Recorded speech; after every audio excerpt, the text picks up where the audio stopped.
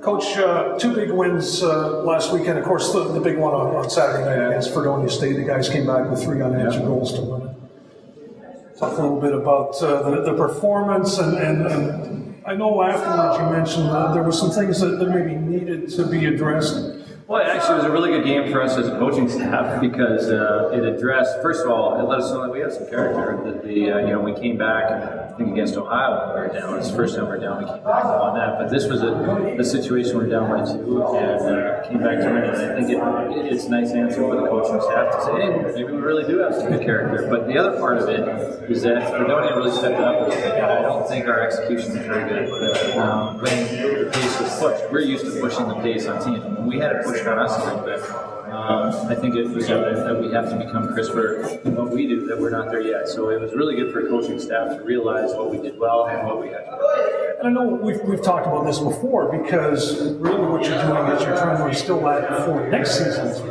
Well, it's a foundation. Not only do we think that it's important for us to get better for what happens in March this year, but also setting a foundation for what's going to happen in the future. You certainly have to play at high pace, and I think Fredonia let us know that we're not there yet. Yeah.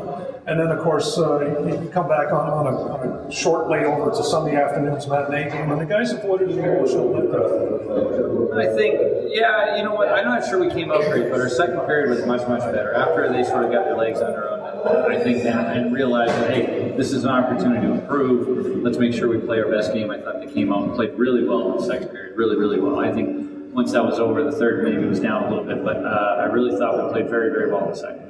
The penalty killing all weekend was good. The power play stepped up as well.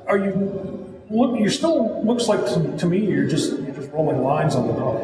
When it was close in Fredonia, we did have 2 lines that were playing very well that seemed to have a little more offensive synergy that night, and so we did double up with Johnson's line as well as Holstrom's line. But in general, we try to give fresh lines the opportunity, and if we need a goal, we'll go to hot lines. And at times it's been the Collins, Sod, Steinauer line that would get the extra time, and sometimes it would be Holstrom, sometimes it would be Johnson, etc. So sometimes we go to the hot hand. Speaking of the Collins, Steinauer, and Sod line, you do the beat drill, 20 seconds down and back. Yes. Kurt Collins. Phenomenal. Yeah. Third, he finished third behind Holstrom and Kirk. Well, true, but he's always been in a position for some reason where he ends up being the only one. It's a lot easier to do it with someone beside you, and for the last 2 times we've done it, he's ended up being alone on his side of the ice, where down on the other end, there's a few guys going. So to do it on your own alone is very tough, and I really like it. It shows he's a very mentally tough kid.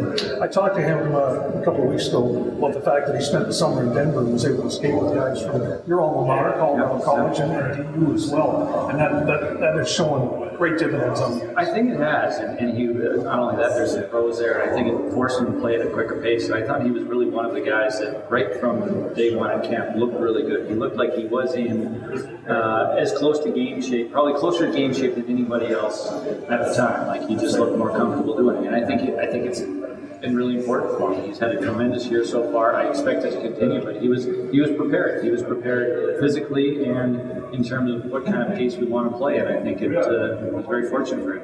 Speaking of the senior class, Dan Petrick and Sarah Valley both out there skating. Are they getting closer to perhaps seeing some game action? Closer. Dan certainly is. I mean, his is not a matter of getting in shape. He's done a good job of trying to use the ice time to his advantage. He can't handle pucks yet or shoot pucks. But he does as much as he can in terms of conditioning.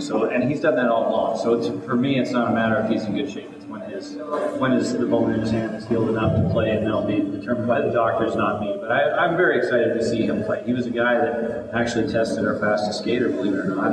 I didn't expect that from a defenseman. But you watch him skate, you certainly can see why, and so I look forward to getting more speed on the ice. Nick is still struggling with some of his injuries, and I think it's going to be a challenge for him to go through, a consistent amount of time in practice at very high levels at high speed without, feeling strained.